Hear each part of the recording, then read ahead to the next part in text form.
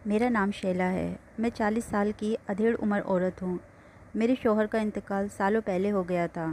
वे किसी बीमारी की वजह से नहीं मरे थे, बल्कि वह तो बहुत जवान और ख़ूबसूरत थे। मेरी शादी को बस 2-3 साल ही गुजरे थे जब एक एक्सीडेंट में उनका इंतकाल हो गया था। मेरे सर पर तो क़यामत टूट पड़ी थी।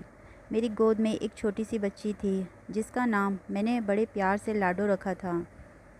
हम दोनों मियाँ बीवी ने उसके लिए बहुत बड़े बड़े सपने सजाए थे, लेकिन मेरे पति के जाने के बाद मेरे सारे सपने अधूरे रह गए थे। मुझे रिश्तेदारों ने समझाया कि मैं अपनी ससुराल में ही रहूं, ताकि मेरे मरहूम शौहर का हिस्सा मुझे ही मिले। अपनी बेटी के भविष्य के बारे में सोचकर मैं वहीं रहने लगी, लेकिन मेरे जेठ को ये बात गवारा नहीं थी। मेरे जेठ जेठानी मुझ पर बहुत जुल्म सितम किया और मुझे घर से बाहर निकाल दिया। मैं उनके सामने रोती रही, गिड़गिड़ाती रही कि मैं अपनी नन्ही सी बेटी को लेकर कहाँ जाऊँगी, क्योंकि मेरे मैके की तरफ से भी मदद के कोई आसार नहीं थे। पहले ही मेरे 2 शादीशुदा भाई किराए पर रहते थे। उनके घर में 2 ही कमरे थे। वे मेहनत मजदूरी करने वाले लोग थे। भला वे हम दोनों की जिम्मेदारी कैसे उठा सकते थे?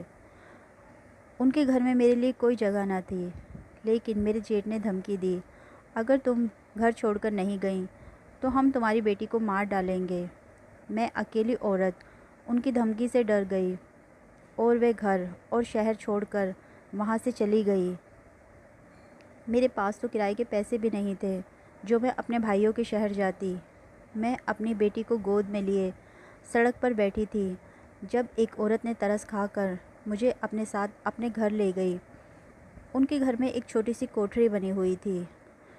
उसने कहा कि तुम इसमें रह लो, मगर अपनी बेटी को पालने के लिए तुम्हें खुद मेहनत करनी पड़ेगी। मैं तुम्हें अपने घर में रहने की जगह दे सकती हूँ, मगर अपना और अपनी बेटी का पालन पोषण तुम्हें खुद करना होगा। मैं एक गरीब विधवा औरत हूँ और इस घर में अकेली रहती हूँ। मुझसे जितना हो सकेगा मैं तुम्हारा साथ दूँगी। मेरे तो उस वक्त आंसू ही बंद नहीं हो रहे थे। वे कहने लगी, देखो रो मत, रोने से कुछ नहीं होगा। तुम्हें अपनी बेटी के लिए मजबूत बनना पड़ेगा। हिम्मत से काम लो, ये मुसीबत का वक्त भी कट जाएगा। और अगर तुम मेहनत नहीं कर सकती तो अपनी बेटी को लेकर किसी अनाथ आश्रम में चली जाओ। मुझे अनाथ आश्रम में जाना मंजूर नहीं था, इसलिए मैंने अपने आप को मेहनत करने के लिए पक्का कर लिया। मैं एक बस्ती में जाकर रहने लगी और एक अमीर औरत के घर में साफ़ सफाई करने लगी। मैंने मेहनत मजदूरी करके अपनी बेटी को पालना शुरू कर दिया। जब मेरी बेटी स्कूल जाने के काबिल हुई तो मैंने उसका दाखिला सरकारी स्कूल में करवा दिया। मेरी बेटी जैसे जैसे बड़ी हो रही थी, गरीबी के कारण वक्त से पहले समझदार हो गई थी। वे अक्सर मुझसे कहती थी, अम्मी आप कितनी मेहनत करती हो, बड़े होकर मैं आपका सहारा बनूंगी। मेरी बेटी लाडो बहुत खूबसूरत थी। फटे पुराने कपड़े पहनकर भी किसी परी की तरह लगती थी। वे पढ़ाई में बहुत तेज़ थी। देखते देखते वे 5वीं क्लास में आ गई। अब मैंने लोगों के घरों में काम करना छोड़ दिया और सब्ज़ी का ठेला लगाने लगी थी। सब्ज़ी का ठेला लगाने के कारण मेरी मेहनत भी बढ़ गई थी और आमदनी भी बढ़ गई थी। लाडो अक्सर मेरे सीने से लग जाती थी और कहती थी कि मेरी अम्मी दुनिया की सबसे अच्छी अम्मी हैं। मेरे लिए उन्हें कितनी मेहनत करनी पड़ती है। मैं उससे प्यार से कहती कि मैं कोई अनोखा काम तो नहीं कर रही हूँ। दुनिया के सारे माँ बाप अपने बच्चों को पालने के लिए मेहनत करते हैं। वक्त गुज़रता जा रहा था। मैं अब 40 साल की हो गई थी और लाडो ने मैट्रिक पास कर लिया था। वह अब मेरा हाथ बटाना चाहती थी, इसलिए पड़ोस की एक औरत से सिलाई सीख रही थी। आज सुबह जब मैं सब्जियों की ठेली लगा रही थी, एक अजीब सा नौजवान मेरे सब्ज़ी के ठेले पर आया और कहने लगा कि लाडो आपकी बेटी है। मैंने उसे हैरत से देखा और पूछा कि तुम लाडो को कैसे जानते हो? वे बोला, बहुत जल्द मैं तुम्हारे घर बारात लेकर आऊँगा। इससे पहले कि मैं उसकी बात का जवाब देती, वे तेज़ी से वहाँ से गुज़र गया। मैं सोचती ही रह गई कि उसने मेरी बेटी के बारे में ऐसा क्यों कहा। मैंने घर आकर लाडो की तरफ देखा तो उसका अंदाज़ मुझे नॉर्मल ही लगा। उसे देखकर कहीं से भी ये नहीं लग रहा था कि उसका किसी लड़की के साथ किसी तरह का कोई रिश्ता होगा। वह तो लड़कों के पास से गुज़रने से भी डरती थी। वह मुझसे अक्सर कहती थी कि अम्मी, मुझे मर्दों से बहुत खौफ आता है, मैं कभी भी शादी नहीं करूँगी। उस बेचारी की ज़िंदगी में तो कभी कोई आदमी था ही नहीं। उसे ना तो बाप का प्यार मिला और ना ही भाई का। मैं उसे समझाती कि बेटी, हर इंसान एक सा नहीं होता। तुम्हारा बाप एक बहुत अच्छा इंसान था। उसकी अच्छाई की वजह से मैंने अपनी पूरी ज़िंदगी उसके नाम के सहारे गुजार दी। मैं चाहती थी कि वह ये गलतफ़हमी अपने दिल से निकाल दे कि मर्द अच्छे नहीं होते।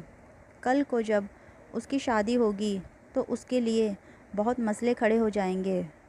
जिस बस्ती में मैं रहती थी, उस बस्ती के सारे लोग मेरी बहुत इज़्ज़त करते थे। वे जानते थे कि इसने कैसे अपनी 3 साल की बेटी को अकेले पाल पोस कर 20 साल का किया है। कुछ दिनों में हमारी गली के पुराने से घर में एक नए किराएदार आकर रह रहे थे। वहाँ से एक औरत आते जाते दिखाई देती थी। वे घर हमारे घर से ज़्यादा दूर नहीं था। एक दिन वह औरत मुझसे आकर कहने लगी, बहन, तुम्हारी बेटी तो बड़ी खूबसूरत है। मेरा बेटा दूसरे मुल्क में काम करता है। मुझे उसके लिए लड़की की तलाश है। तुम्हारी बेटी को देखा तो ख़याल आया, क्यों ना मैं तुम्हारी बेटी का रिश्ता मांग लूँ। फिर उसने मुझे अपने बेटे की तस्वीर दिखाई। मुझे उसका लड़का बहुत पसंद आया। मैं उस औरत से कहने लगी, क्या तुम्हारा शौहर नहीं है? उसने बताया कि मेरे शौहर का इंतकाल हो गया है और मेरे बस एक ही बेटा है। मेरा बेटा अच्छा खासा कमाता है। मैं अपने बेटे के लिए लड़की की तलाश में ही थी कि मेरी नज़र तुम्हारी बेटी लाडो पर पड़ी। वह मुझे बहुत पसंद आई है। उस औरत का लड़का मुझे बहुत अच्छा लगा था। वे मेरी लाडो जैसा ही खूबसूरत था।